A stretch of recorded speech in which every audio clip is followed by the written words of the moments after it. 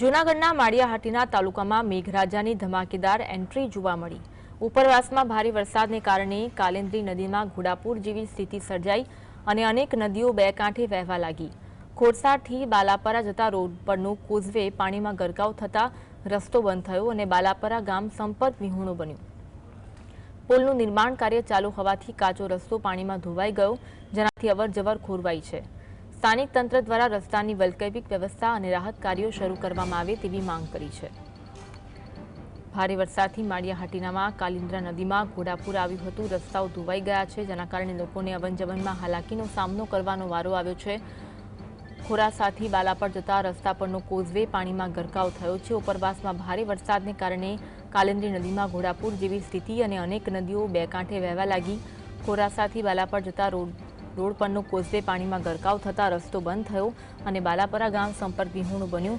પુલનું નિર્માણ કાર્ય ચાલુ હોવાથી કાચો રસ્તો પાણીમાં ધોવાઈ ગયો, જેનાથી અવરજવર ખોરવાઈ છે। સ્થાનિક તંત્ર દ્વારા રસ્તાની વૈકલ્પિક વ્યવસ્થા અને રાહત કાર્ય શરૂ કરવામાં આવ્યા છે।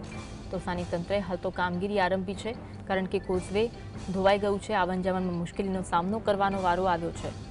આજ અંગે વધુ વાત કરીશું, સંવાદદાતા સંજય ફોનલાઈન પર જોડાયા છે। સંજય, મેઘરાજાની ધમાકેદાર એન્ટ્રીથી કોઝવે છે તેમાં આવન જાવનમાં મુશ્કેલીનો સામનો કરવાનો વારો આવ્યો છે। જો કે કામગીરી શરૂ થઈ છે, ક્યાં પહોંચી છે કામગીરી? જી ચોક્કસથી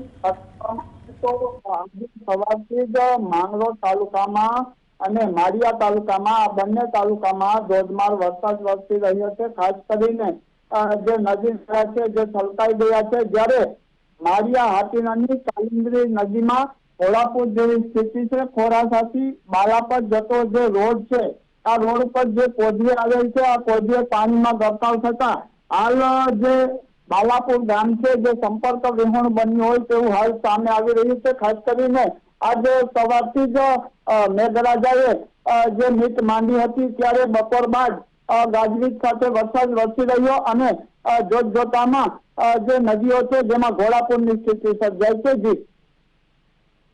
જી, આભાર માહિતી આપવા માટે।